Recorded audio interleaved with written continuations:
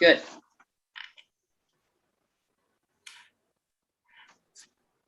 Okay, I should have stayed at work. I was trying to get home. We are live now.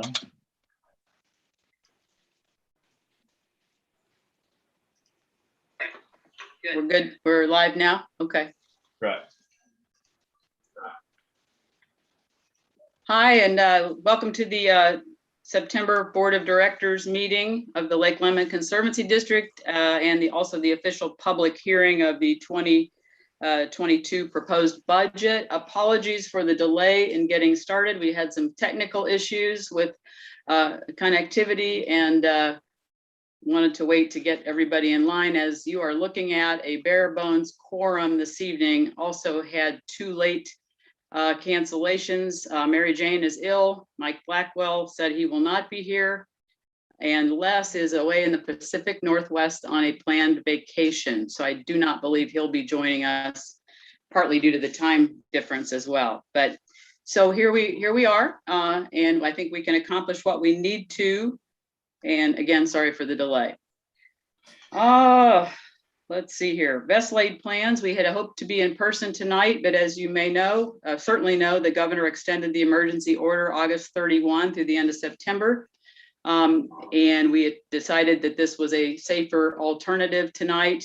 I did get good communication from Vic Kelson that the CBU is setting up their facility for eventual hybrid meetings, which will hopefully be available as soon as they get their AV stuff taken care of. So I'm hopeful for October. And on that note, we have a resolution tonight to talk about so that we can function in that manner. Okay, all that being said, we will take public comment. Alex is going to manage this tonight in Mary Jane's absence. As always, please direct your comments to the agenda at hand. And any questions, of course, are fine as well. Alex? I got nothing. Okay. Maybe everybody got frustrated and gave up on us. We'll give it a little bit. They waited on us. Can you tell if people are on the meeting? It shows 2 concurrent viewers right now. One of those is probably me because I got it on a second computer. It says the chat is disabled. You want to test it? It says it's enabled here.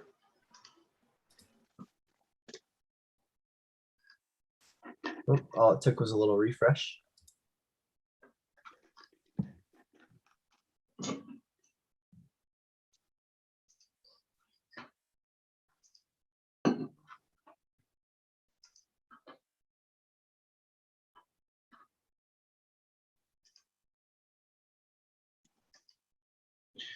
Rebecca Ball said that her chat is on.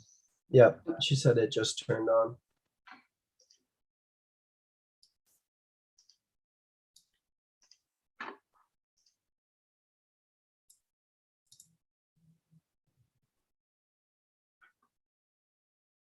Barb Lewis said she just got logged in. Okay, we'll give it a couple more. Once again, we're welcome to the meeting. We are accepting public comment at this time. We'll give it a little longer as it seems we've had a bit of a delay in the chat function.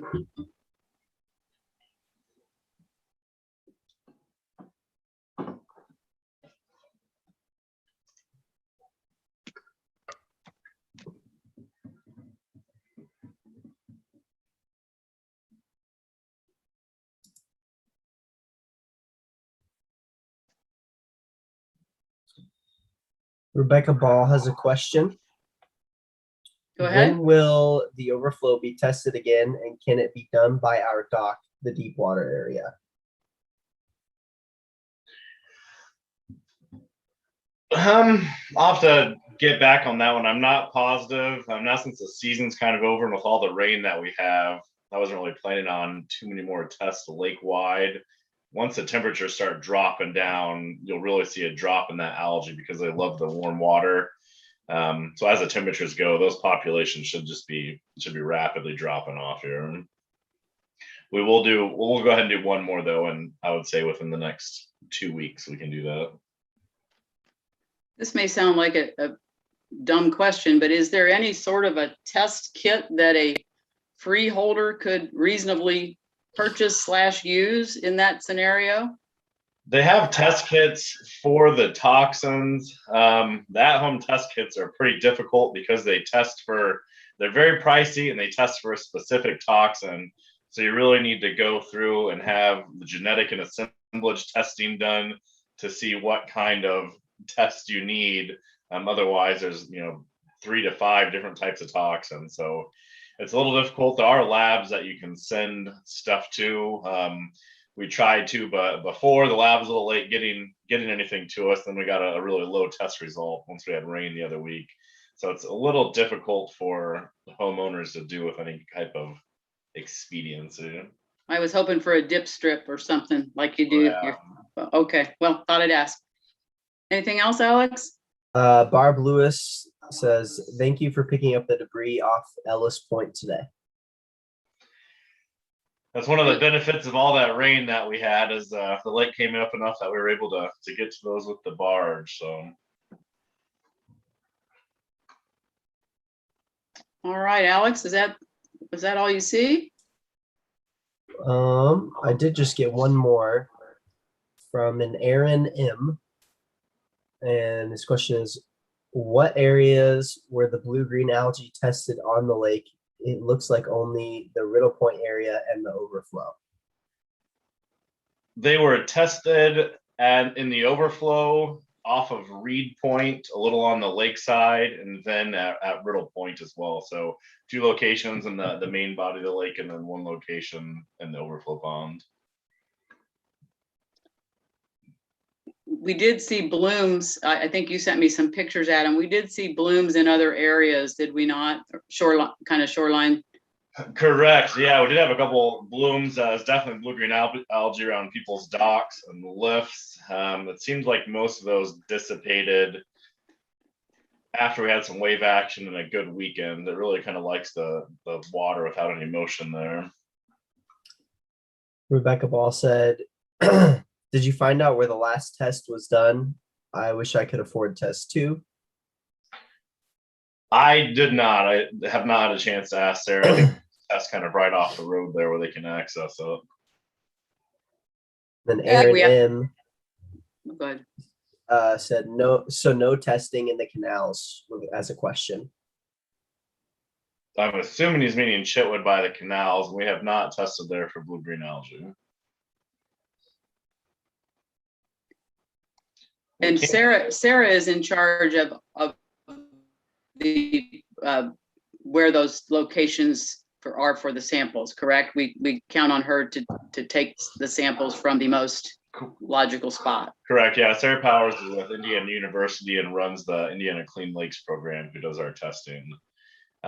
We have not had any requests to test in the canals. You really won't have to worry about it anymore this year if the temperature is dropping.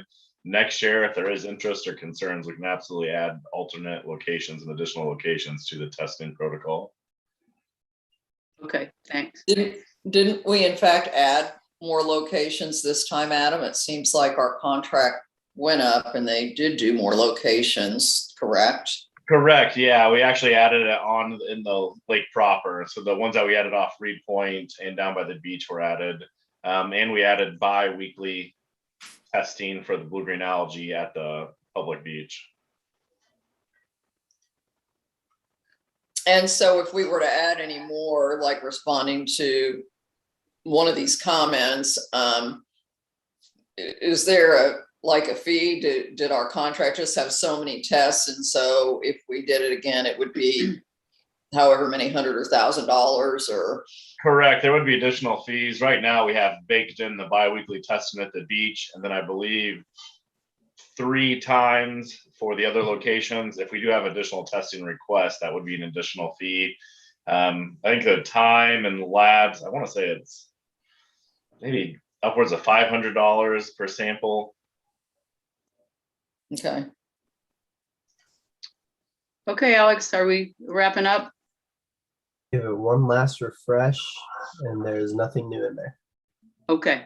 we're going to move on then. Thank you for your questions. And the next order of business will be the approval of the August 21st, 2021 board meeting minutes. I will abstain from this one as I was not there in person, but I think I'm still allowed to take care of this item. Any additions, deletions, corrections? No, I already sent mine in ahead. I move that we approve. Steve, you're gonna have to Okay, second thank it. you. I mean, I think Steve's gonna have to second it. yeah, exactly. Right. Okay, so we have it been moved and seconded that we approve the August 21 meeting minutes. Michael Klitzing and I, well, that doesn't work very well. We don't have a quorum when I neither think one we'll of have us to were there. approve them at the next. I think we will. Yeah, I kind of forgot about that, Michael. We missed you. No offense. I didn't forget that we haven't seen you in a while, but okay, well, we'll just defer that to next time. Yeah, I didn't do my math right. Okay. Treasurer's report. We can have that. Okay. Alrighty. Well, you have in your board meeting packets the financials as of August 31st, 2021. I'll just do some quick highlights. Overall, current assets, our cash and CDs and banks is $1,504,202. That includes $988,000 that is in the construction account. Our fixed assets total $1,068,094. Please recall that those are not depreciated. That in no way represents what those things are worth. Our total assets are $2,572,296. Current liabilities are just like payroll withholdings of about $5,700. We have our bonds payable of $1,175,000. We had only made the one payment. The next one I think will be due up in November. So our total liabilities are $1,180,711. Total equity just under $1.4 million.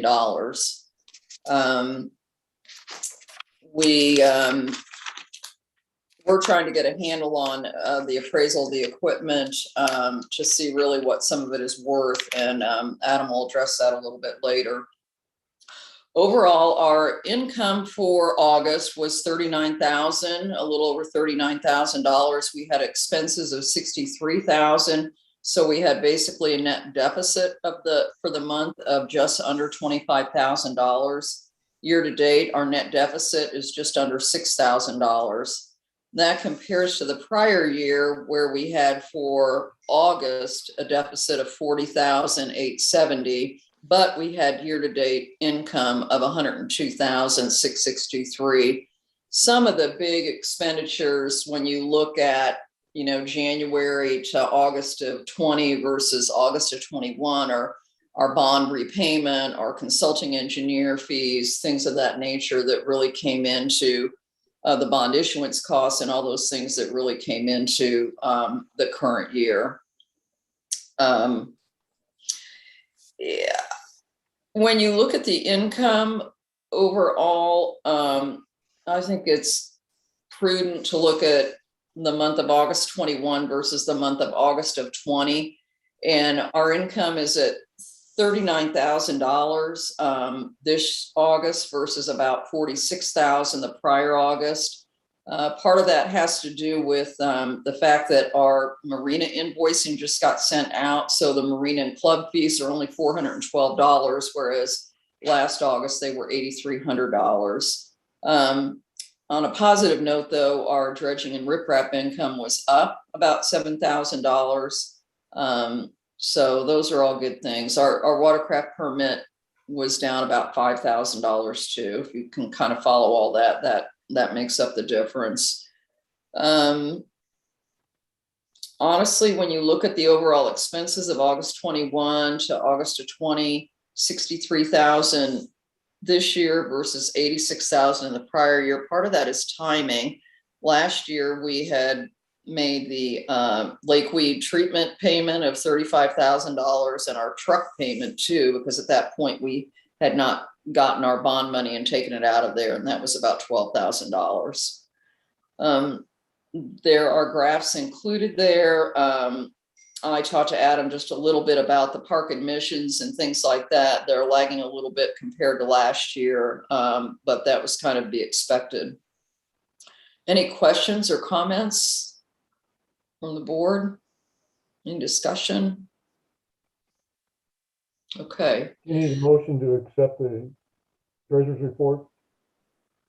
I don't think we have to move on the, I think I report on that, but I would like a motion to approve the vouchers, which total $55,135. And I do just want to point out, you've all had an opportunity to look at the vouchers.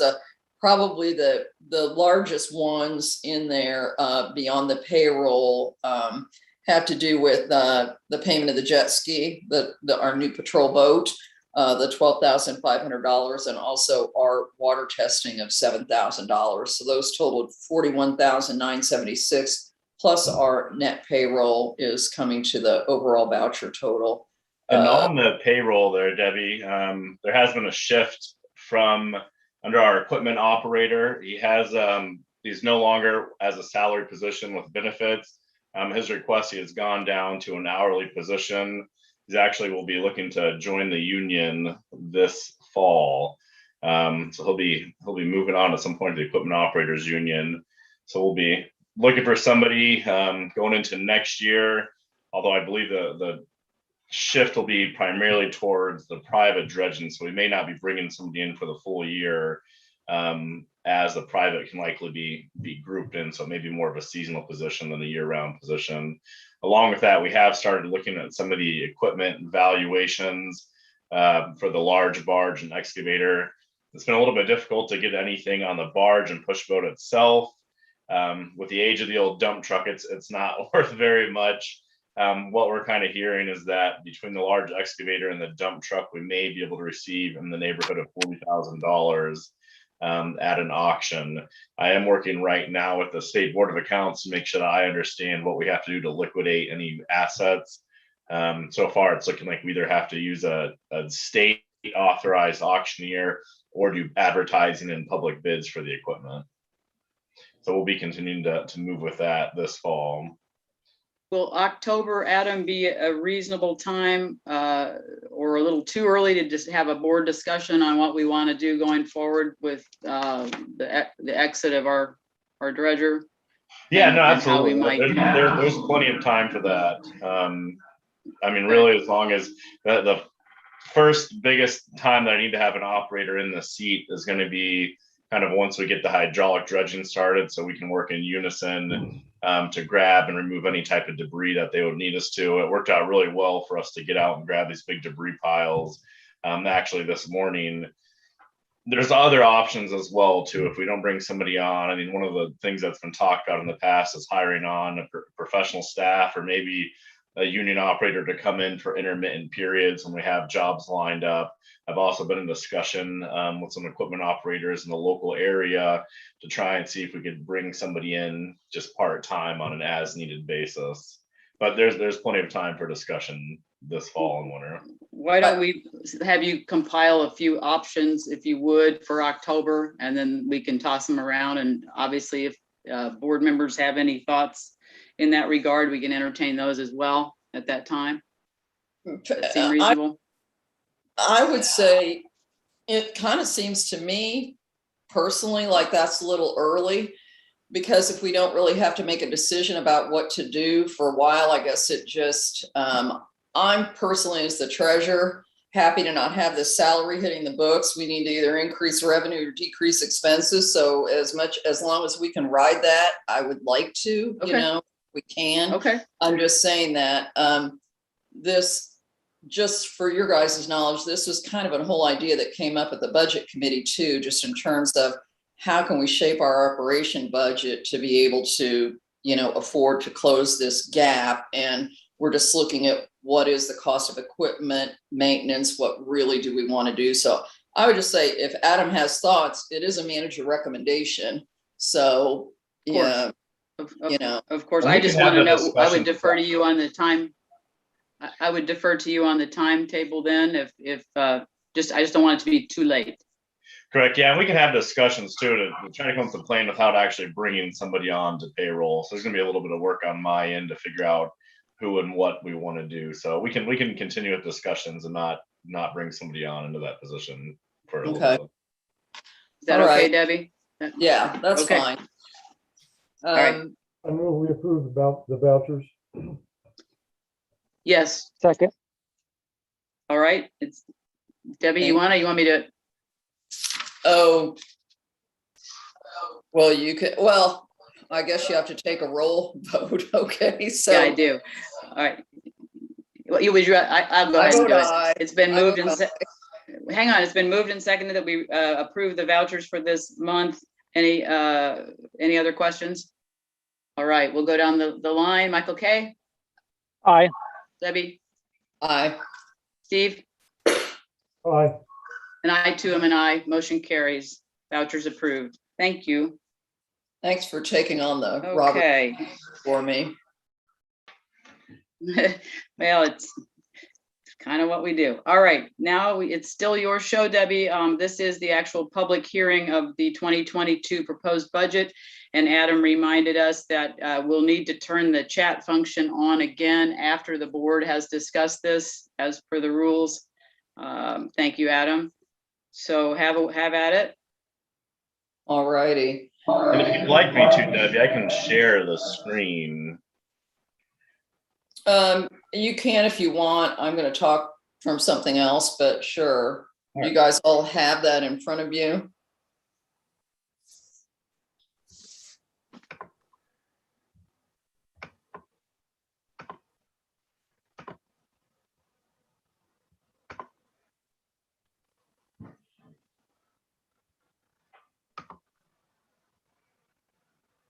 Okay. So the budget for the Cumulative Improvement Fund, as we discussed, last year's budget was anticipating $45,000 in anticipated revenue. In 2022, we're anticipating $49,000. The actual in 2021 was $47,818. In our budget meeting, we are limited by like our cash account at the end of the year, what we anticipated to be, and our expenditures, et cetera. So at the last reading, we had lowered that to the 49,000 from 50. If you look at the general fund revenues,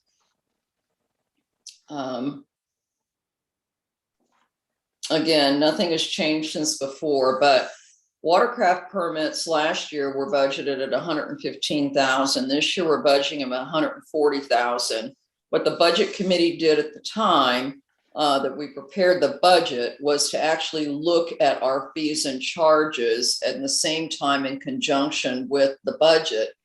Now, because February is considered, quote, the annual meeting, we won't really, I think, and I don't know if we can change this timing or not, approve those actual fees at that time. But we did roll through, we looked at what we had done in the past in revenue, and we looked at our potential increases. And so that's how we came up with the increase in the permits going from 115,000 to 140,000.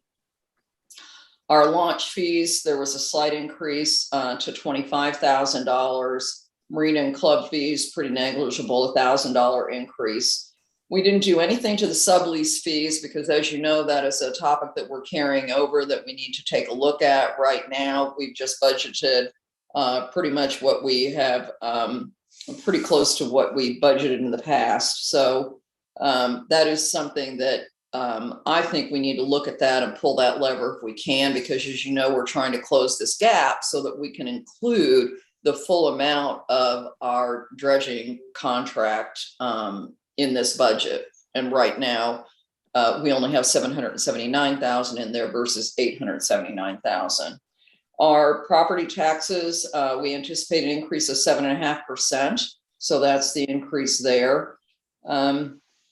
As reported at the last meeting, the budget committee determined, and it was discussed with quite a few people in the public at the August meeting, that we would pull $40,000 out of the community foundation accounts to help close this gap. and get as much of the sediment out of the lake as possible. There was also further discussion about, in the end, if we need to aggressively ask for contributions, that it was the feeling of many of the freeholders that many probably would be receptive and would have the ability to make some contributions so that we can get as much out of the lake as possible. But with a few things like the prep work going on this year, we're not sure if that's really going to come out at 432,000 or 400,000. We don't want to overtax our freeholders with a few unknowns hanging out there. The park admission fees, I mentioned at the last meeting, we had a lot of income the summer before last because of Monroe Lake being closed and because of COVID, et cetera. We're increasing the park admission fee, but that 80,000 still might be a little bit aggressive, but nonetheless, we're going to do what we can to strive to get that. Maybe that plus trying to charge for an additional for the 4th of July, which I don't think we did this year, but we had done it 2 years ago. I mean, that might be something we could consider. And I guess the last item on the income that I'll point out would be the dredging and riprap income, the increase from $40,000 to $65,000. And again, that basically coincides with our strategy of shifting from to private work from access dredging. So overall, our increase in revenues from the prior year, without that $1 million loan proceeds in there, the prior year, you look at the 612,750 compared to 776, and that's an increase of 25.4% in revenues.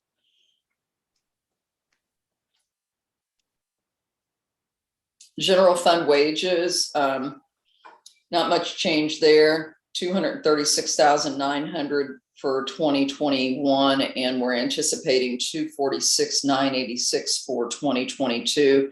Overall, that's a 3.8% increase. And we realized that we were going to have this shift in our full-time dredger, and it was felt that there really needed to be no changes to the 2022 budget because we've got enough to work with there if we're going to do part-time or whatever we're going to end up doing. And Pam and Adam, if you've got anything to add, the budget committee was Pam, Mary Jane, Adam, and myself. Feel free if you think I'm leaving anything out. Now, just one other thing to note is the pushboat operator position. We did take everything out of LLCD dredging and place it into other and the dredging private with the anticipation of those hours being utilized for income generating private positions. Now, these can be shifted as needed since it is just in the general fund, but as of now, it's budgeted with the anticipation of the dredging being primarily private. And I just love this because, that's what's supposed to happen. Your strategy and your plan is supposed to be reflected in your resources and your budget. So anyway, that was good to point out. Thank you, Adam. Overall, I think the general fund supplies, it only went up $550 overall from $73,100 to $73,650. So there's really nothing major to talk about there. The general fund services and charges, there are a few things there. The very first line, 6510 buildings and grounds, we're not budgeting anything for 2022. The feeling is that any improvements to building and grounds are really going to be made out of the Cumulative Improvement Fund, correct, Adam? Correct. Okay. And then also so that basically takes that repairs and maintenance from 40,000 down to 25,000. The other services and charges are also down about $10,000, 10,450 overall. And the two main things there are that we decided, well, we're not going to budget to put money in a cumulative maintenance fund for $7,500 when in fact we're trying to get all the money we can to maintain and get the sediment out. So we did not budget for that this year. And we also did not have to budget for the dam and spillway inspection of $5,000. So that was the main shift there. So the grand total services and charges are down 53,750 from 297,810 to 244,060. And last but not least, the general fund capital and debt summary. And there's where you see in the sediment mitigation account 6750, where we budgeted $779,000. If you recall, we approved a contract for $879,000. We had our attorneys take a look at it and had the appropriate language incorporated, and also the discussions and understanding with the contractor that if we think we're going to run out of money and can only get, say, 100,000 cubic yards, right, out versus 120, that we can pull that lever. But again, our hope beyond hope is to do as much as we possibly can. And then our bond repayment of $79,000 for principal and interest. So overall, that gives us a net deficit, if you will, of $654,170. In my mind, I then take that and I say, but that, let's look at that exclusive of that $779,000. And so we're basically, if we hit all our numbers, there's going to be a quote profit in here of 124,000. And that, was the strategy of the budget committee to try to evaluate it, look at it, hopefully generate the revenue so that we can bump that contract up to the 879. So that is the public hearing. I guess we will take public comment at this point, and certainly any discussion actually from the board. Why don't we do the board first, and then we'll, okay, if you don't mind. No, that's fine. No questions or concerns on my part. I'm the same. Obviously, I've sort of seen this a lot of times. Debbie, I've appreciated your guidance on this and creativity. Steve, do you have any thoughts, questions? No. All right. No questions.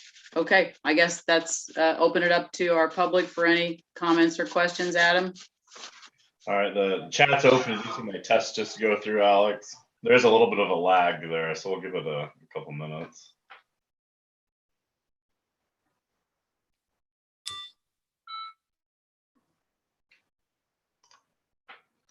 Steve, while we're waiting, do you have a time limit tonight? I know you were going to have trouble being with us in person. Do you have a time limit in the virtual scenario? As long as they're done before 9. Oh, no worries. Because that's past my bedtime. Yeah, I'm good. Okay, thank you.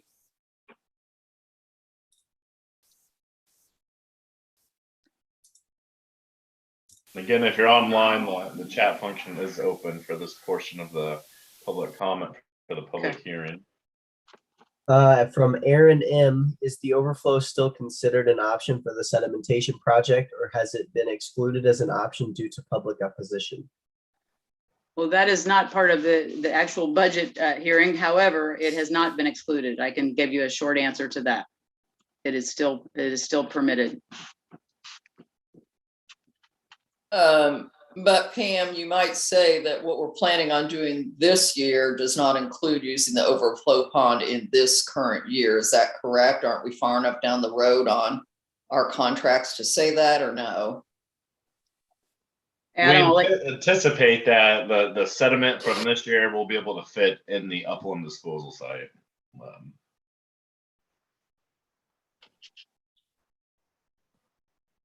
Anything else from our public? Do you guys feel that they've had a chance to several minutes to question? I feel like I do feel like at the August meeting that we had in person that, there was a fair amount of discussion about. Yeah, I watched it and topics. Yeah, we're sort of down to the sort of formalities now, and right. So okay, well, why don't we conclude that piece? Debbie, what else do you need from us?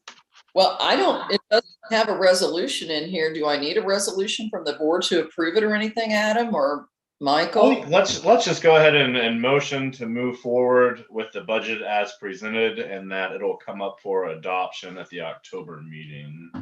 Is that how you would So do moved. it? Yeah, So moved. so moved, Michael. Okay, Second. second, please. Second.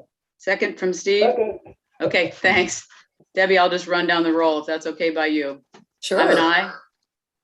Aye. Michael, Steve, Aye. and Debbie. Aye. All right, motion carries. Thanks again for the hard work. That brings us to number 6, and this is resolution 09-21-06, hybrid meetings.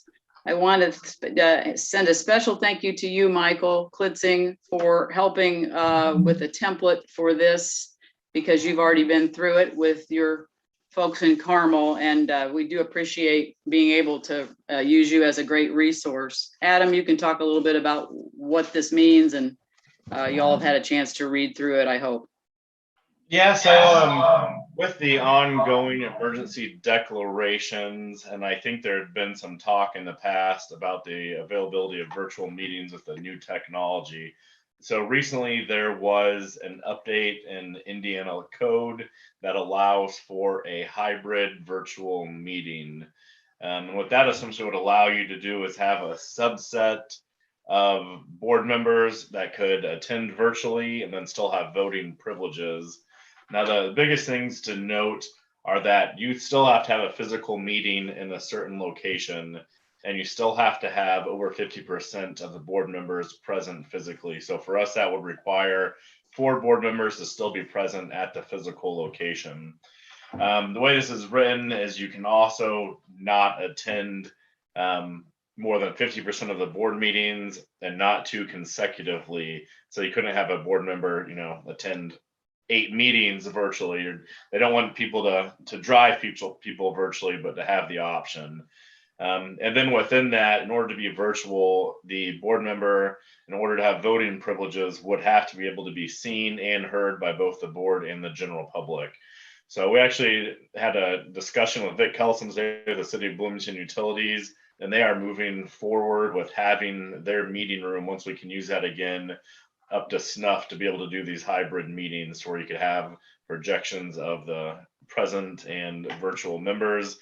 If you cannot be seen by the public or heard, you can still participate in discussion, but you cannot vote on official action. Right.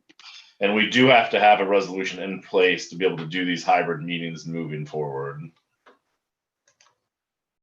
And one thing that's important to note as well is, as long as there's a declared emergency, either by the governor statewide or by the county, we can have a meeting like we are today where we're all virtual. So this applies when there's not, this is really designed for providing a virtual element during non-declared emergencies.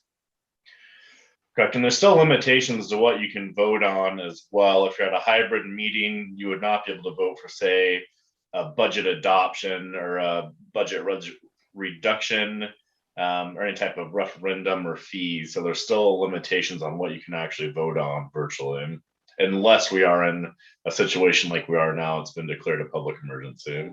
So there'll be some diligence necessary on that point from my reading of it. And also coordination. I mean, it seems to me that with the limitations of, we can't virtually attend with 2 consecutive, is that right? So we're going to have to be more organized if we use this method. And Michael, maybe you've had some experience about talking with each other, in terms of how that might play out. Does that make sense? Yeah, so far I don't have a lot of guidance yet, because my and my room isn't set up to do both very well. Okay. So Got it. I've told my board, until the technology is in place, which will be hopefully within the next several months, we'll be able to begin considering how we truly implement it. But at least this provides a provision for us to do so. Is there quite a backlog, I would assume, on getting, everybody is probably scrambling to get this kind of availability. So we may not be looking at yet this calendar year. If I think CBU is trying to get it done and you're trying to get it done, and Yeah, all bets are off with the supply lines right now. So who knows? yeah. Okay. Sounds like about everything else. I couldn't find a saltine cracker in the store the other day to save my soul. I don't know what's going on with the crackers, but they're not available. Okay. Does anybody have any other questions about how this works? I think it's going to be a learning curve, certainly, but I think it's something we need in place, is because we do have the option to do it going forward. I would move adopt. Oh, sorry. Go ahead, Steve. Anyone have any good reason why we would not adopt it? I don't think so. And it's still up to kind of the chair and the agency to decide if we're actually going to do this.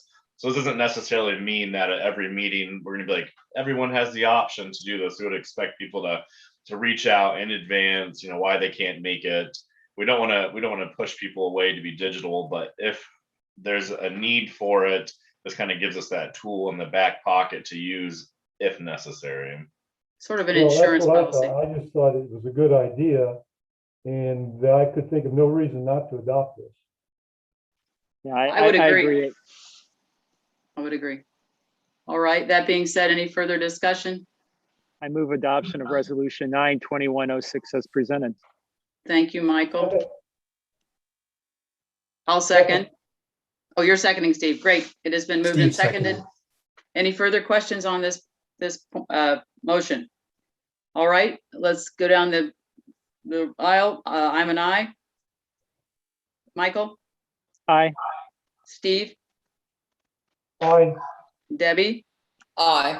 All right, motion carries, and we will adopt resolution 092106 for hybrid meetings when and if we need them. I feel like that's kind of an insurance policy. That's sort of how I see it. Me too. All right, so next up, we actually have the first potential annexation request that's made it to the board and have actually gone through the steps. I'm going to go ahead and bring on Amy and or David Patterson, maybe both of them. They've been in the waiting room for a while, so let's see if they're still available. But you're going to go over it first. Yeah, I'll go through it. So just to kind of head this off, in the board packet, there is the process that one would have to go through for annexation into the district. When the district was formed, there was a handful of properties that opted out of being in the district.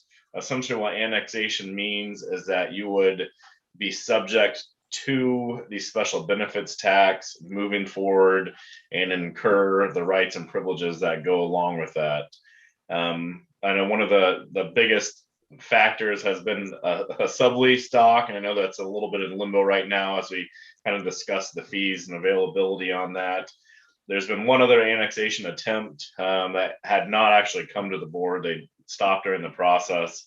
Amy Patterson was able to get the necessary signatures from her district. It's required to get over 50% of the property owner signatures in the district, bring a petition to the board.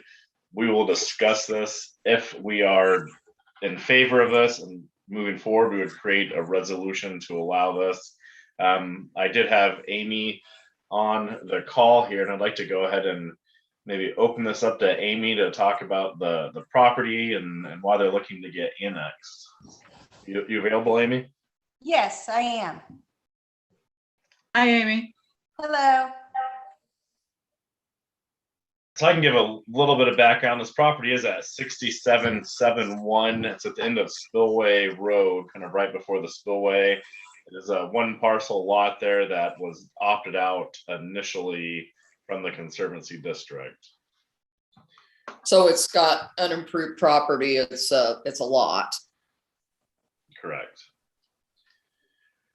And I guess, Amy, if you wanted to just kind of give us a little kind of spiel about what you guys are wanting to do with the property, if you're looking at improvements in the future, you know, kind of why you're looking to be part of the Conservancy District, just so we can get a little bit of background on this.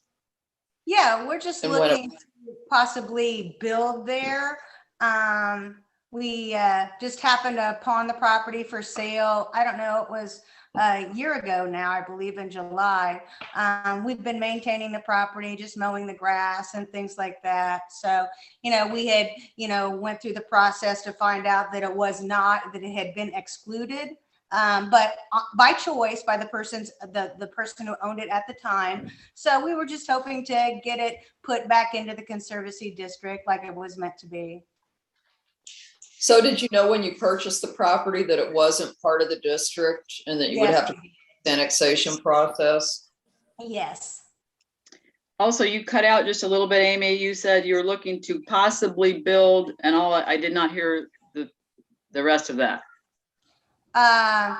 Just that we are hoping to build sometime in the future. Obviously, right now with the prices and things like that, I can't say exactly sure how soon that's going to be. But yeah, that would be our intentions. Is it okay? Does that property border the water, Adam? It does not. It's on the north side of Spillway Road. Right, so it would not have the riparian rights right now. So Correct. yeah.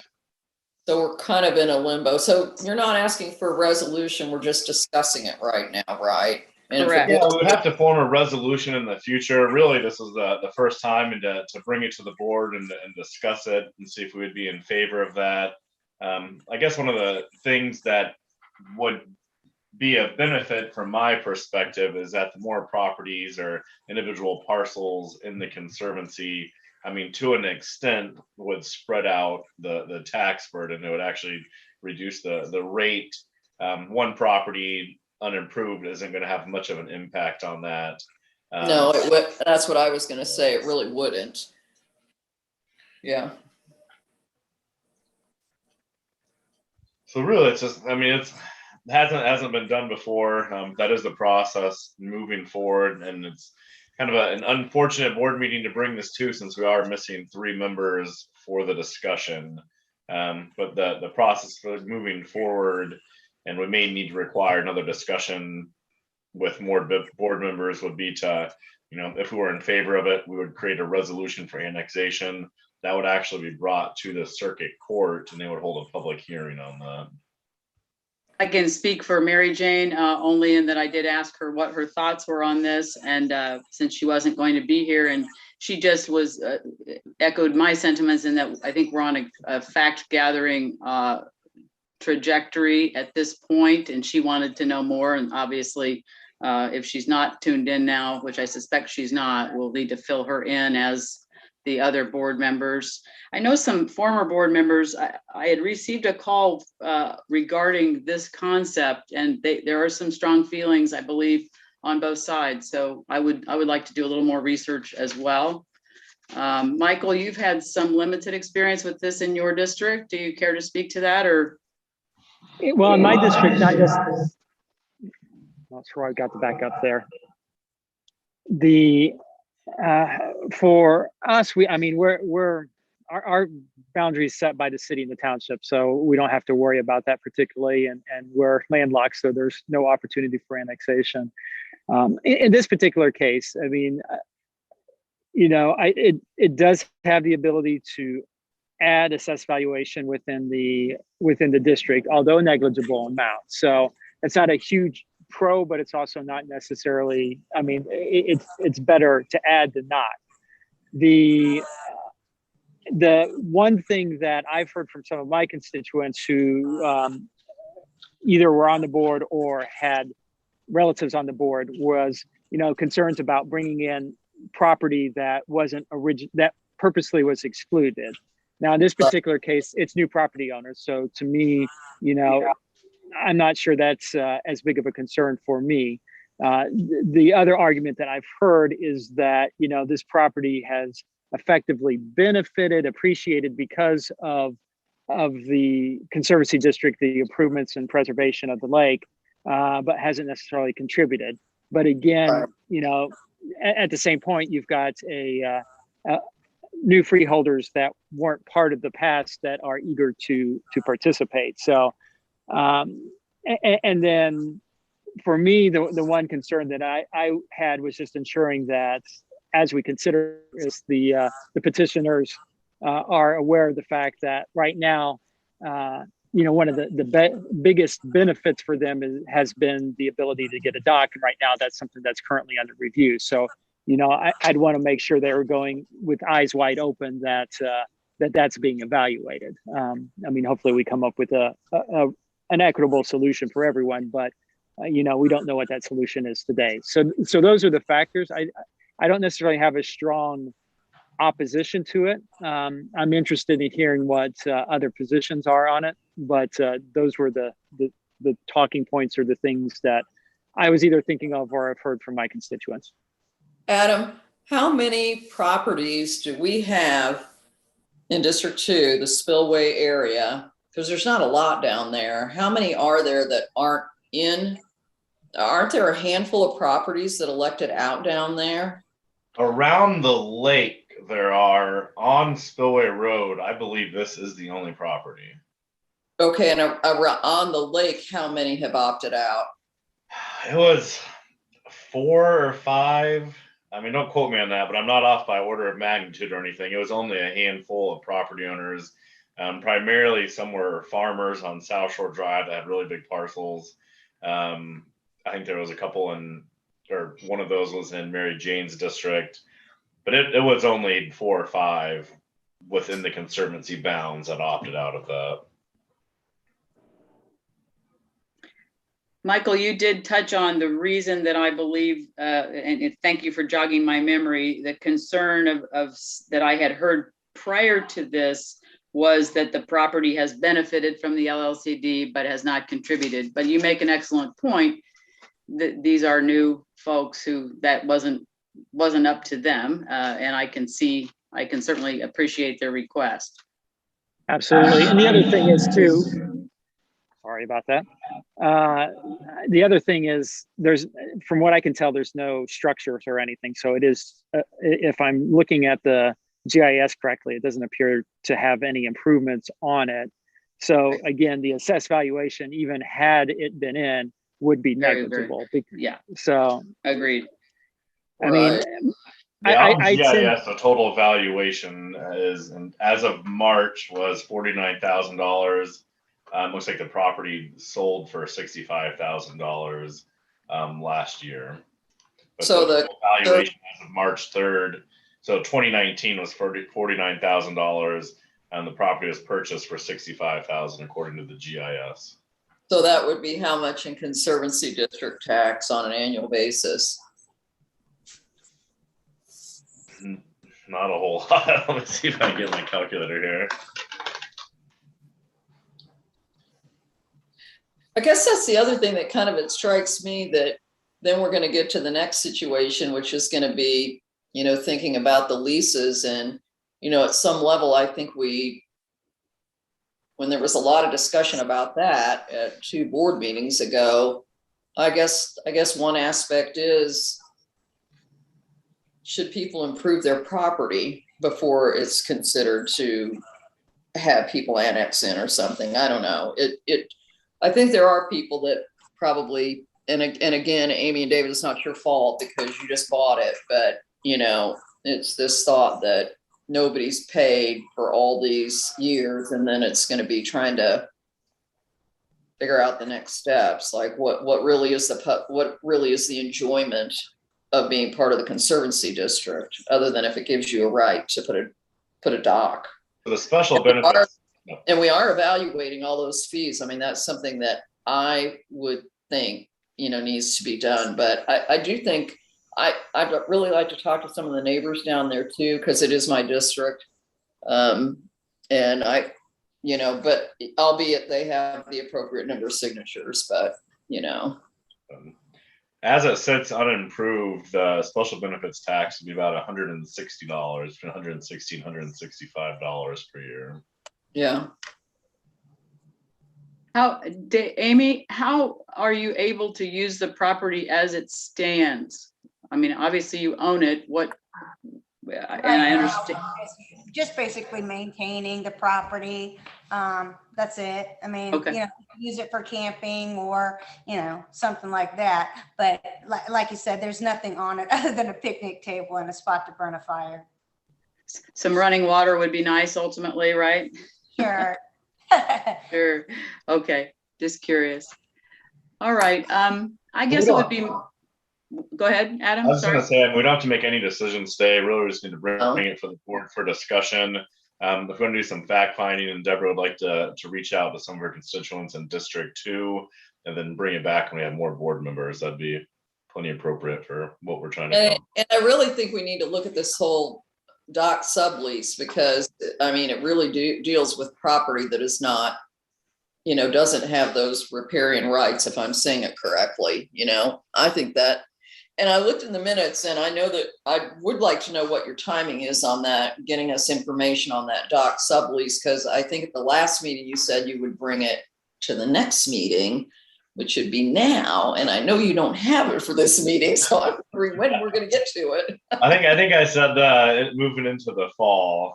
Once we slow down a little bit with all these kind of the legal action and projects a little bit, we'll get into that. So that'll be it'll be coming yet this fall.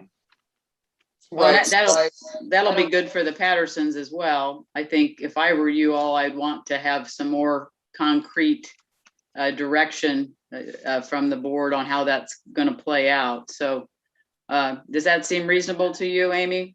Yes, I agree. Okay, well, we'll continue to do our due diligence. It sounds like you're not going to start anything in the next 5 minutes, and I don't want to delay you from starting if you should be able to get annexed in, but I think we've got some time here to work with. Yes, I agree. All right, well, thanks for bringing it before us, and we will not forget you. Okay, thank you very much. All right, Thank you. Thanks, Amy. And to that extent, I mean, we have, I don't know exactly, like about 155 subleases that have been enacted this year. Really just what we need to get the data on is how many are from other districts that are I think that was what we were kind of missing. Right. I think you need to look back at that list, Adam, because it was more specific than that. It was wanting a map of exactly where they're allowed, where we can have them. We wanted it coded by, you know, who's stretching over to another area and where are they in that 1, 2, 3, 4 priority that board years ago set up. So that's what's going to take a little bit of time together. Yeah. Well, I was thinking that the map was being updated all the time. And the other thing that concerns me is that, and I've voiced this before, that I've ridden around on the lake and there are docks in disrepair that are just like falling over, like along that South Causeway by the railroad trestle. And, you know, even in my district. And so, you know, who's not paying their lease, you know, and whose has expired and what should our rules around that be, you know? So anyway, Michael, you missed a few interesting meetings. It sounded like it. We missed you too. All right.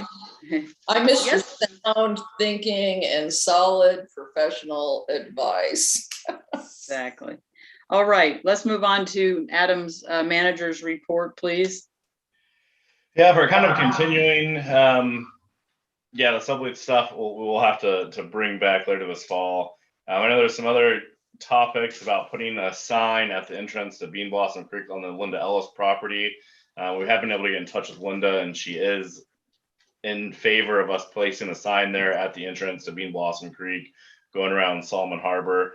We've actually been looking at the DNR boater courses as well, and I think that would be actually a good idea for us to take one over the winter time, just to kind of be refreshed on all that. On barge operations updates, we have completed all the LCD dredging. We are doing private work at the moment. We actually have close to a little over $10,000 that we will be depositing from private work so far. And then in a cove north of the marina, we've actually scheduled about $15,000 worth of private work, which we should be able to substantially complete next week. So compared to what's in the budget right now, which I think was mid 60s thousands, what we've already received, we'll be getting, you know, a minimum of $10,000 to $15,000 more if not more than that. So that's been going very well. For a vegetation control update, we have completed the vegetation sprays. We won't be going back anymore. Actually, all the summer stuff will really start dying off as the temperatures drop. With the lotus kills, we usually do see about a 2-year dieback. So it's honestly pretty minimal how much was actually needed to be sprayed along our maintenance lines on the eastern end. That has all been completed. The sediment management project update, the earth workers have mobilized over there, and they're setting up all the GIS. So they're moving, so we're still on track to be able to have that done this fall. I didn't really realize how digital everything is when you're actually doing this earthwork. I mean, they're essentially building virtual models, and these machines seems like the operators are getting less and less needed with the machines. And they've got some very big equipment. It made our dozer that we had over there look like a little tinker toy. So that is moving forward. Hey, Adam, I had yeah. a quick question on that. At our last couple of meetings, there was a lot of concern about this big hole and the safety of it. And so since you said that work started, where are we at on that? On the safety aspect? Well, yeah, like Well, there I mean, being a big hole and anybody's going to fall in it and worry well, about it's private property. So if anybody does wander onto the property and fall in the hole, they are trespassing on our property. So I would just like to put that in there, at the beginning, that they could trespass on any property around the lake and get hurt or fall into the lake. So if you are out on that site and you are not with us or authorized to be there, you are trespassing. So do we have a warning sign or anything like that? We can put up some warning signs on there. We can't really put up a gate yet or anything because of the construction. But after that, what we can do is actually put a gate to the site once we're completed, and then put no trespassing and warning signs up. Also, I mean, it will be a large 4-sided dam essentially once the work is complete. So you're not just going to be able to step off the side of the road and then fall into a hole. You're going to be climbing up 12 or 15 feet to be able to see it. So we can gate that off and put signage once that is completed. Okay. I was actually asking Adam today about a double, we have insurance coverage to the tune of nearly $50,000 a year that, and this is not our first rodeo with a disposal site. It's the first of this type. But, if you look at Possum Trot, if you've ever been in there, and I'm glad I've seen it, but it's fraught with danger, and it's chained off, and anybody could walk in. So we do have, I am sure, coverage to this end that I'd have to look up the details of. But additionally, one thing for us as a unit, political subdivision established under Indiana law, the tort liability for unit of government is completely different than it is for a private entity. So if someone were to sue the Lake Lemon Conservancy District in this because they got injured at this site or any location that's owned or managed by the Conservancy District, if there's 1% contributory negligence by the person that was injured, we win the case. 1%? 1% contributory negligence as a unit of government. So, now if that doesn't apply for gross negligence, of course. So it's not, we have to make sure that we maintain our areas properly. But as Adam said, this is not an area that's open to the public. Right now it's a construction site. It will be effectively maintenance site. It is not open to the public. So if anyone's there, they're trespassing, that's contributory negligence. Thank you. That has been added to our insurance when we bought it for use as a disposal site. So that's where we stand on that. We do have the 2021 drawdown discussion. We brought it up for a vote last time. We pushed it off a month because Mike Blackwell asked that he could go speak to his constituents and then come back to the board. He is not present at this board meeting. So I would like to bring that up again. And we would be looking, I would like to ideally do a minimal drawdown, not to exceed 3 feet, just so we can see any type of root structures to mark, stumps, anything like that. And it could be a pretty short drawdown. We wouldn't try to draw this down and maintain it for a long time. It's really just going to be a scouting mission. I have been in contact too with the Monroe County Highway Department after they received the petition for the culverts on the overflow pond. I won't get into what kind of their thoughts were on all that, but they are looking at increasing the erosion prevention on the lakeside along that. So actually building out that stone a couple more feet. They said they could potentially time that out with a drawdown if the funds are available.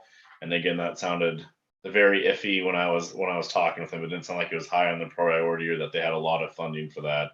So I think they may try to go in and do a couple high priority areas where it's starting to cut underneath the causeway, but I wouldn't suspect anything substantial. So unfortunately, we pushed it back a month because I mean, ideally, we were hoping to give people as much time as possible to contract out or come up with plans to do any type of maintenance and repairs that they need. But I would still like to see it move forward, just so we can see what types of stumps are out there, see if we can mark anything that we need to get with our barge in the springtime for the hydraulic dredging.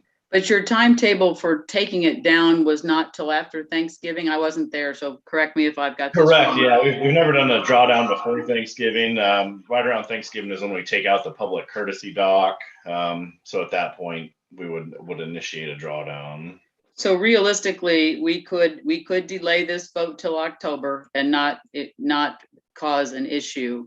I want to be fair to Mike since he did ask for time, and obviously he is not here, and I don't know why, but I don't want to vote without his input. I also have a couple of quick questions, and I've started today to talk to you about this, Adam, and we didn't get very far. Could you please speak to a concern that I had from a freeholder who's put in new docking and an expensive bubbler?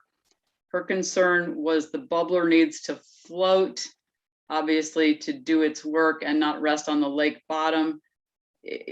I would assume the way we have one as well. She was concerned if there's no water, I think partially that her bubbler would burn up, but that will require her to get somebody to watch it for her. It's a fan, basically, and I suspect if it sits there sucking mud, it'll burn out. So there's 600, 800. Wouldn't you just not, we have a What? bubbler too. We have a bubbler too. You don't put the bubbler in until you've got threat of freezing weather.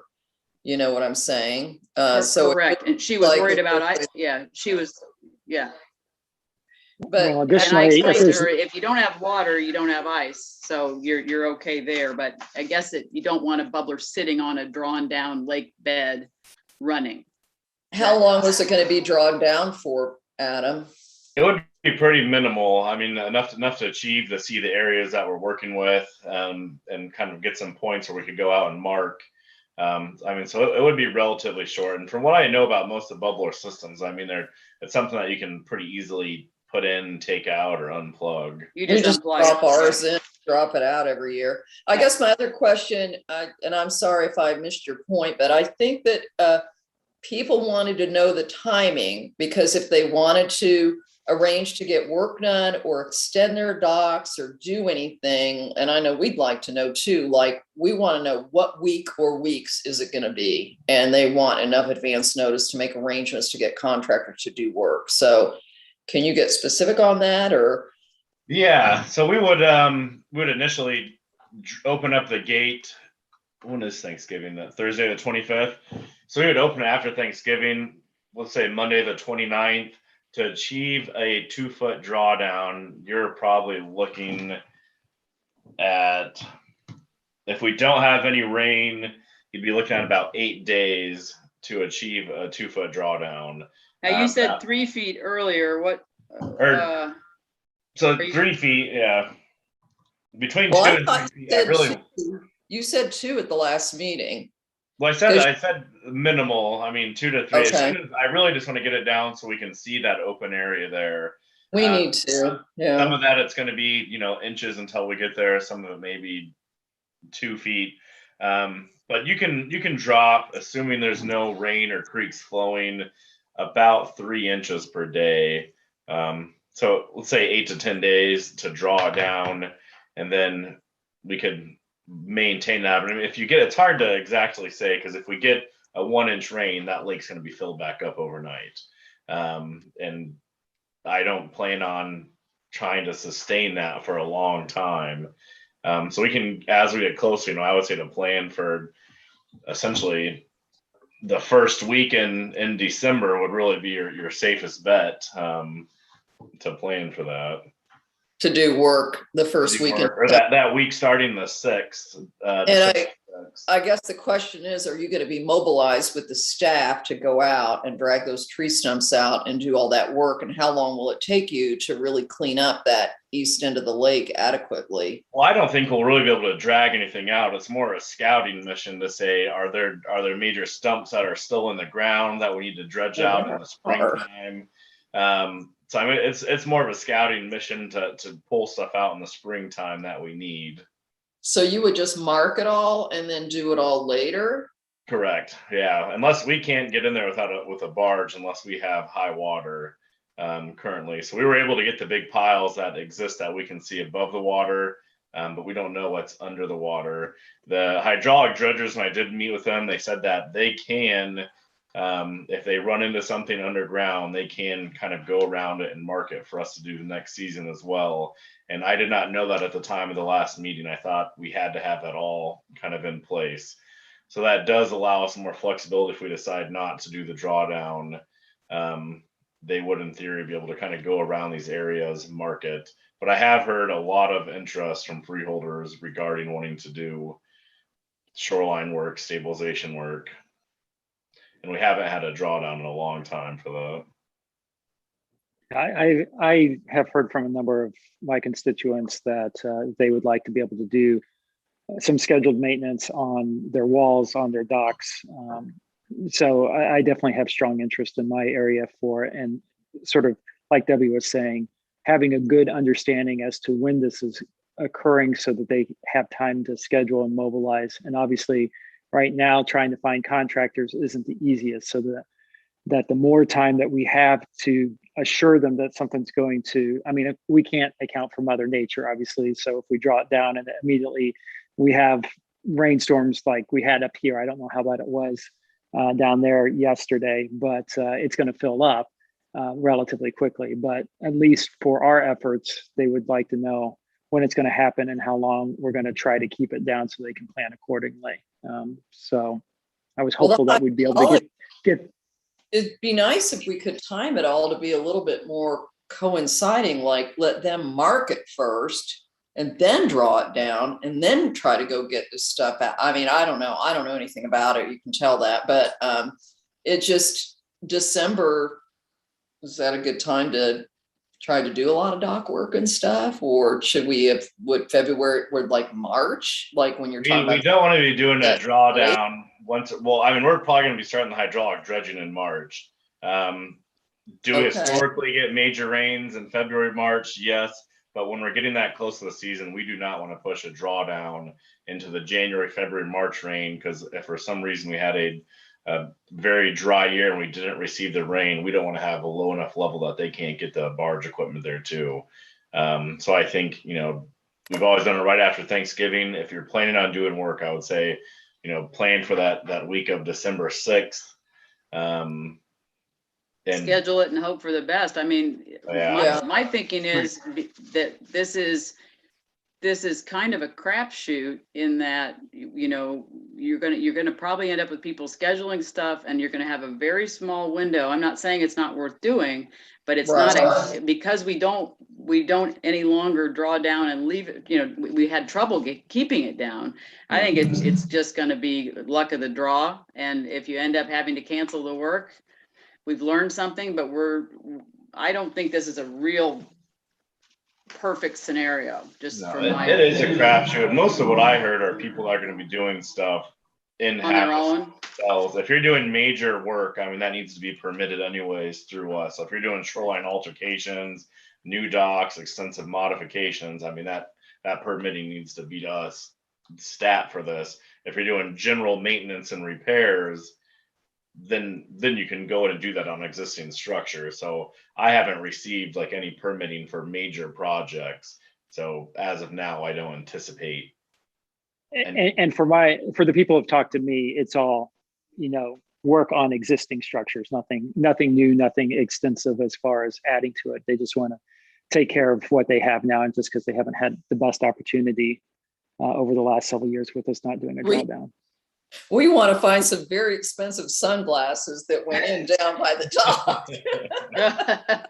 And beeper. The mussels, the mussels So- are enjoying them. Of Yeah, course. so I don't, yeah, so plan on December 6th. I mean, shouldn't we just put this out in the newsletter and we'll do it? And this is your recommendation and you want us to do it this way and you think it'll help you, and then they'll give us more information. But I really don't want to get the lake all cleaned out and then have to go pull the stumps out. I mean, I sure hope we can kind of get that, some of it done, you know, but. So, Yeah, I might. no, go ahead, Michael.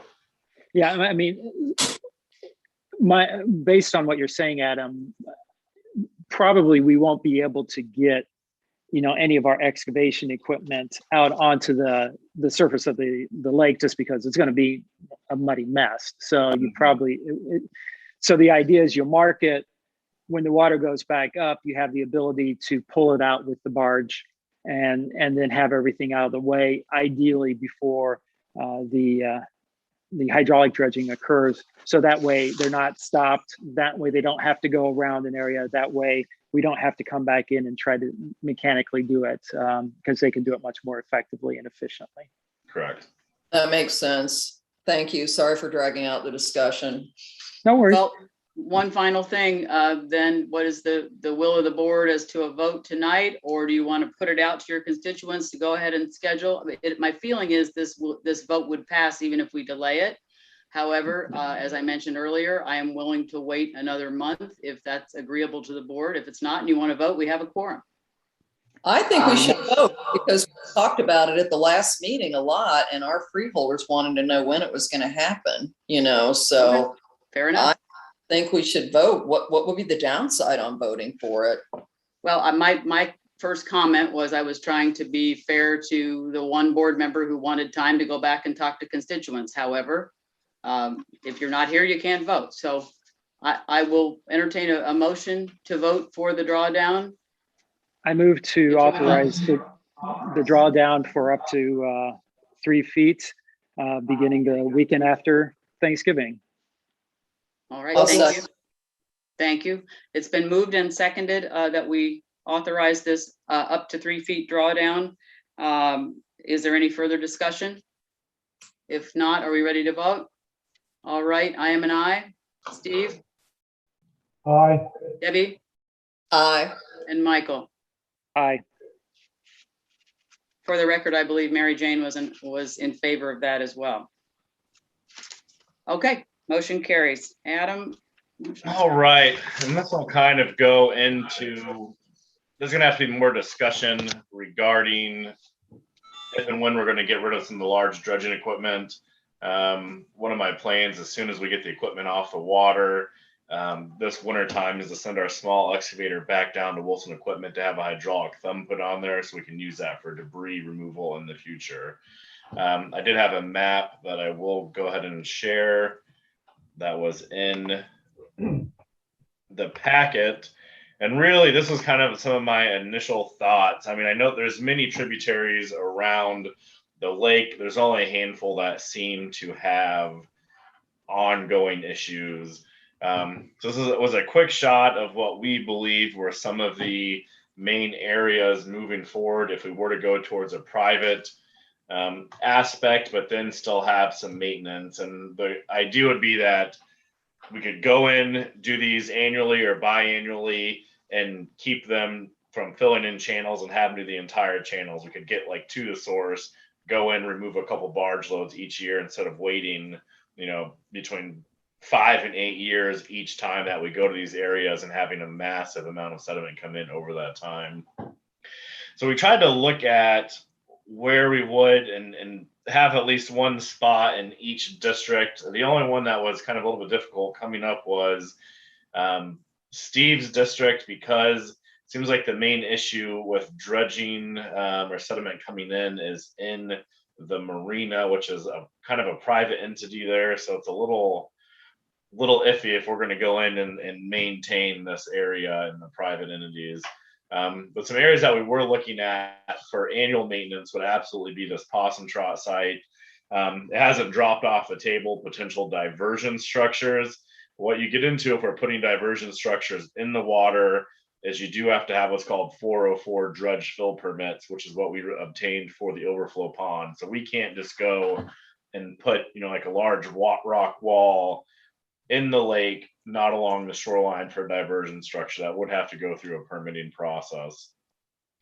But possum trot, or not possum trot, yeah.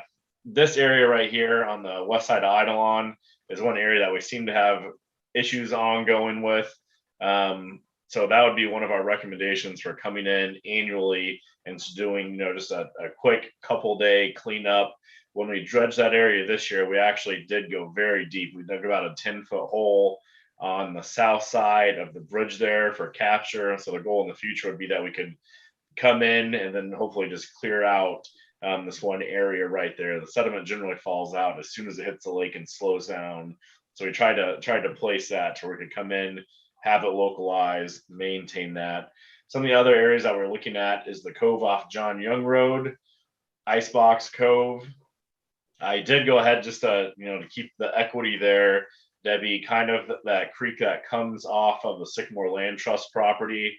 And that would probably, it's never been done. There is a little bit of dredging there. So, that would really just be a 1 or 2 day job. We may not have to do that again. It's been 50 years and it hasn't been done and not in too bad a shape. Another one that we had down on the southern side in Les's district is where Richardson Road dumps in. Again, we finished that today under this year under LLCD dredging. And the goal would be to come in just at the beginning of the year, a couple of barge loads, maintain that. The other areas also for consideration would be Solomon Harbor. Although they have put that weir structure in there, so that should slow down on some of the sediment entering the lake. And again, not the whole harbor, right where the tributary enters. And then on the east side of Little Africa, this is actually an area that we've hit. I don't know if you can remember, Alex. We actually looked it up the other day. I think it was 5 or 6 times.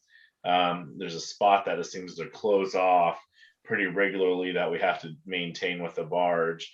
Chitwood itself, we just dug it out for the first time, over the past 3 years, and that had never been touched prior to my knowledge, at least not within our in-house operation.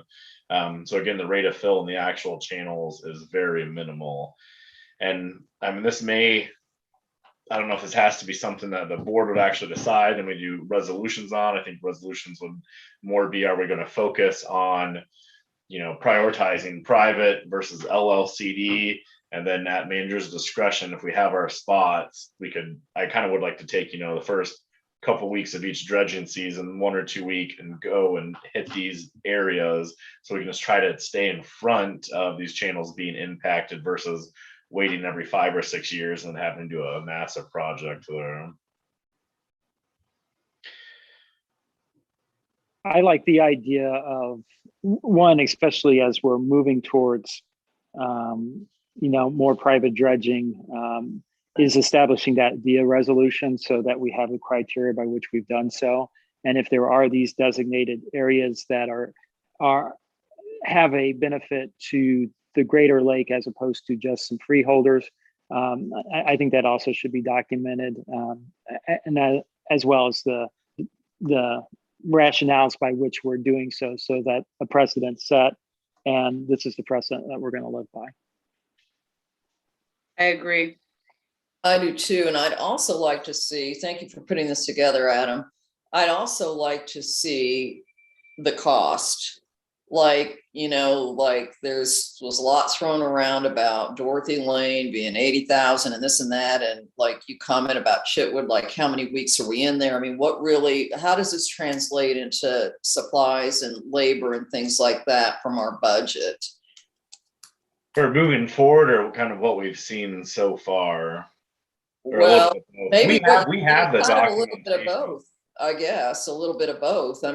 Because you're proposing, if I'm correct, to do some of these areas in green biannually, and then you're proposing that we need to do one area yearly. So what does that translate to in terms of time and money? And I mean, really, if we were to go with that schedule, you'd be looking at 1 or 2 days for each of these jobs. Almost anything we can do, 3 barge loads. So you'd be looking at, if we dedicated 2 weeks of the season, we would be able to accomplish all these. As far as what we've done in the past, we actually do have a running tally sheet that we can share with the board that has, since the inception of our dredging project, the zones that we've been to, the amounts that we've taken, kind of the dates on those annually, so we can share that and see where everything has actually been. I think we would have a substantial reduction cost in maintenance if we were to go into these annually, since they've all been cleared out recently. The biggest issue I think that we've had in the past is that we would do one channel that would take an entire year, and then the next year would have another priority that would almost take the entire year. So these other areas just fill in very quickly. So I really think you'd be looking at 1 or 2 days for each of these if we were to do them annually or biannually. But I can come up with numbers on that as well. yeah, I think you need to document that, because there's a lot of people that, were saying, well, whoever was in charge before us said, we'll never do dredging that costs more than X dollars. I mean, we really are we prepared a budget that manages that. We're moving that way. I'm kind of surprised to see this, but, Yeah, and this was actually brought up. I was requested in the past that if we are going to move to private, looking at just having a handful of maintenance areas that we do. And I think that discussion some of that was Mike that brought that up, kind of looking at doing some preventative stuff. But is this access dredging really? I mean, like you pointed out, like Little Africa, is that a tributary coming in and the sediment? I mean, that one was a little bit of a discussion in the head, because it's not a tributary. Well, it's impacted by Bean Blossom Creek right there. So is it the mouth of a tributary? No, but a lot of the sediment settles out as the creek's moving there and kind of creates an eddy and settles right there. So could you consider it access? Yes, but at the same time, it would be minimal amount of work to do annually to try to prevent that from coming in. I mean, we've had we didn't start the in-house operation until 2006, so we were doing stuff that hadn't been touched in 60 years that we were catching up on. Mm-hmm. Well, I think this is an okay initial discussion, but I guess it's a work in progress. I think we need to think. I think it's a little bit more, because the idea was that, and I do know, because my daughter's been looking around at lakes and places to buy, and when there's tributaries and there's fingers and things like that, I want to know what are the other lake policies, and if it's going to impact the good of the whole lake. But then honestly, Mike, for example, like your couple in your district, I guess, and maybe there's one in mine, I'm not sure where these fall, but what really are those? I mean, how many freeholders are on there, and what would it cost, and can we charge them, and will they pay that every other year to get that done? That was the thought. Yeah, and through our discussions with other lakes, I mean, it seems like other lakes, even if they're not conservancy districts, and what districts there are, they really put the onus on the landowners there to pay that. They're not doing exactly. So we don't have to do it to make a lot of money, but clearly we were trying to do that in our budget too. So that's why I'd like to know, what would it cost if you're talking about 2 or 3 days, and then let's say look at each of these areas and say how many freeholders there are, and what would they have to pony up each to do that? Yeah, well, and ultimately, I mean, at some point there's been the discussion about the transition. At some point, we just need to have the board say, this is above my head. I mean, this is a big policy decision, but eventually, if we are going to transition, I mean, we need the board to say, we are doing this, let's resolve to do this moving forward, or else this type of discussion is just going to continue in perpetuity unless we make a hard shift right there.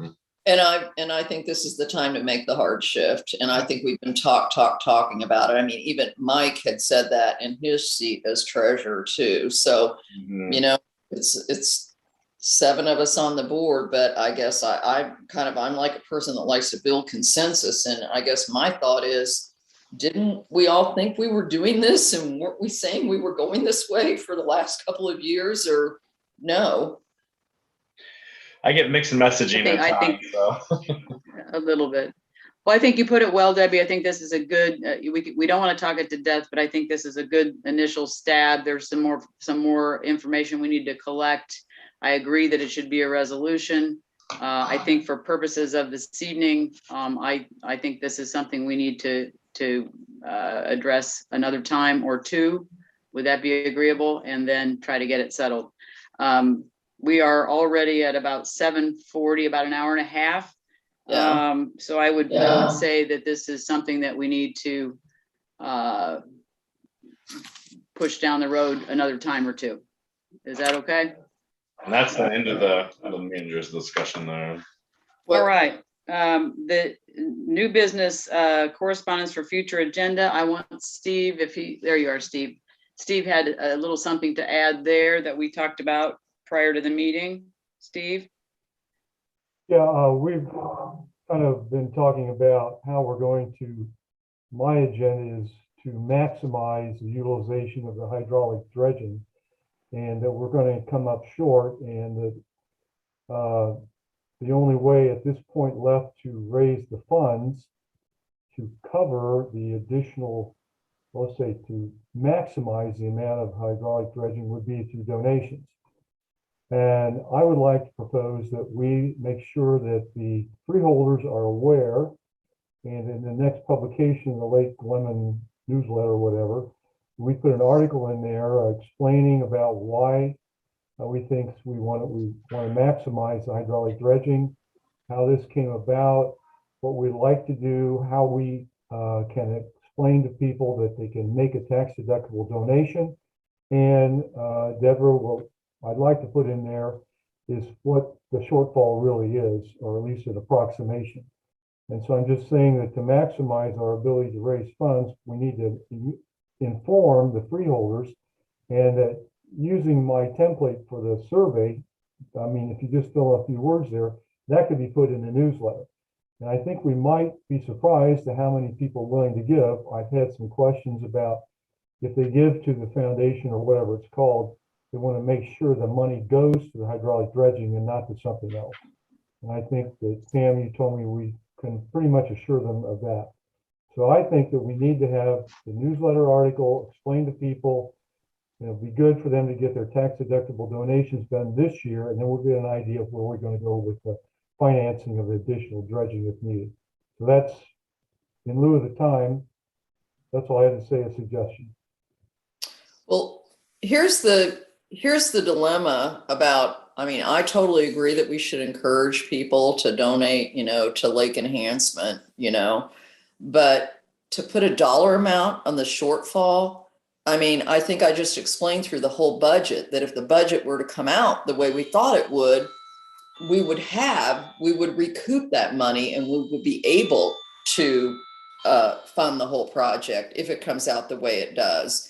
If, like some have said, this first project with the disposal site, there was a lot of discussion by Kevin Fagan, Adam, others that, it could be that that's going to come in more at 400,000 and not 432,000. So I guess what I'm saying is, I wouldn't want to say, I think the discussion at the last public meeting was, is if we're kind of going along, like the timing of this actually on the hydraulic dredging is more, we'll know more in the spring, and can rally and say, we think we're going to be short this amount. But I don't know, maybe you guys have some thoughts, but I would not put a dollar amount in there at this point, because I don't know what it's going to be.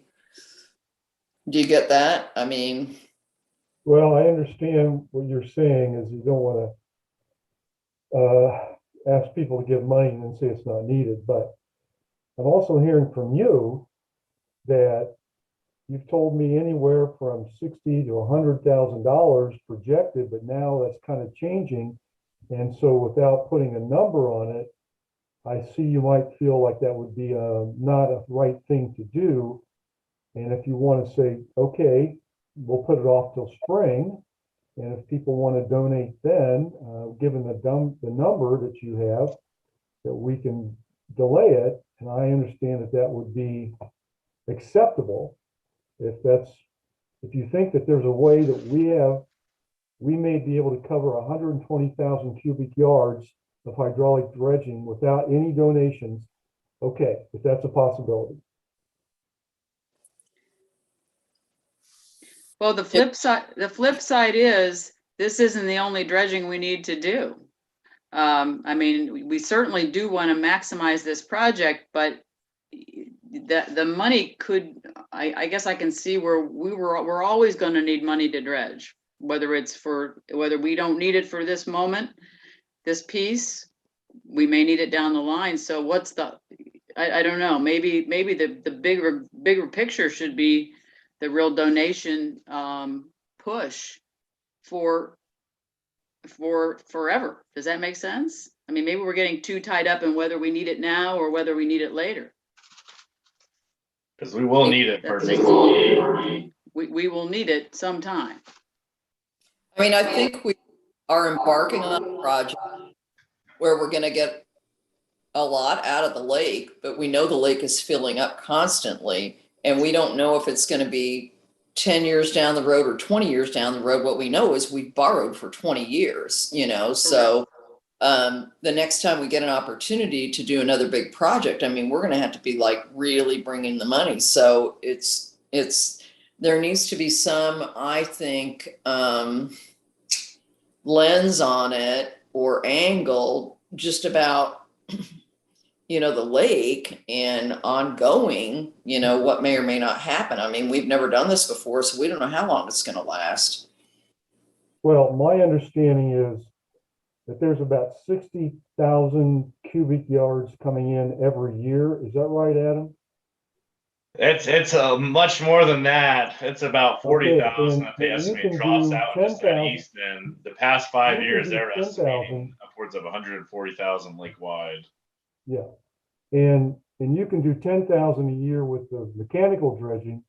And I'm saying that if we let this window of opportunity go by, when we have leased equipment, we don't own it, and you could say down 10, 20 years, but why not maximize the utilization of hydraulic dredging when we have the equipment and have the contract for next year? So I think we're coming at it a little bit differently. I certainly appreciate what you're saying, and Pam, I understand what you're saying, but it would be sad to me to not have those funds directed toward the hydraulic dredging that will happen next year if we don't have the money, and say, well, we need to spread it out over the next 5 to 10 years. It's not going to cover the amount of dredging that could be done this time. I have a different perspective than you. So if we don't want to ask for donations, that's okay.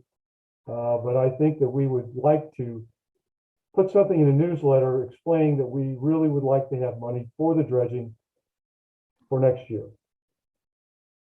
I think we all want the same thing. It's just a matter of how, we're coming at it, as you said very well, from different ways. Here's what I think we should do. I think that we will officially put this on, and to be honest, Steve, our fundraising, the budget committee has been talking about this. You know, we got kind of at a standstill with COVID, but we have been talking about resurrecting the plan for our capital campaign. I realize this is a specific piece of a little bit different piece of it, but it's time for us to get moving again on this. So I think we can find a way to integrate what you're suggesting with the bigger picture as well, maximizing our effort this first time and then looking at the bigger picture. There's two different pieces in my mind. Debbie, does that make some sense? Oh, yeah. I mean, I think we wholeheartedly need to try to raise funds. It's coming up with, you know, the case statement, the brochure, what do we right. And we got to do it. We have to do it. Well, I'm going to put this officially on the agenda for October for further discussion, Steve. I think that we can work through a way to make everybody happy. I don't think any newsletters are going out before that. If they are, we'll have to talk again with Kathy, but I suspect she'll take a little time to get back on the ground after her long travels. Everybody okay with that? I'm fine to put, I think there needs to be some legwork ahead of time and Okay. some draft or something brought, or Okay. some plan. We can work on that. Steve, I'll talk to you more about that. And we Okay, can, okay? all right. So that the next official meeting will be Thursday, October 28th, 2021. And that will be the official adoption of the 2022 proposed budget. It's at 6 o'clock. It is currently listed as a virtual meeting, but it's a to be determined thing. We got to just watch and see what happens with these emergency declarations, whether CBU is set up for hybrid meetings, et cetera, or what, and if we can go that route. So we will, I'll say it again, stay tuned as to what October will look like. All right, anybody else? Motion to adjourn, if not. So moved. Thank you, Michael. Second? Second. Thank you, Steve. All right, guys, thanks for hanging in there. Appreciate your time. Have a great evening. Thank you. See y'all. Good night. Right.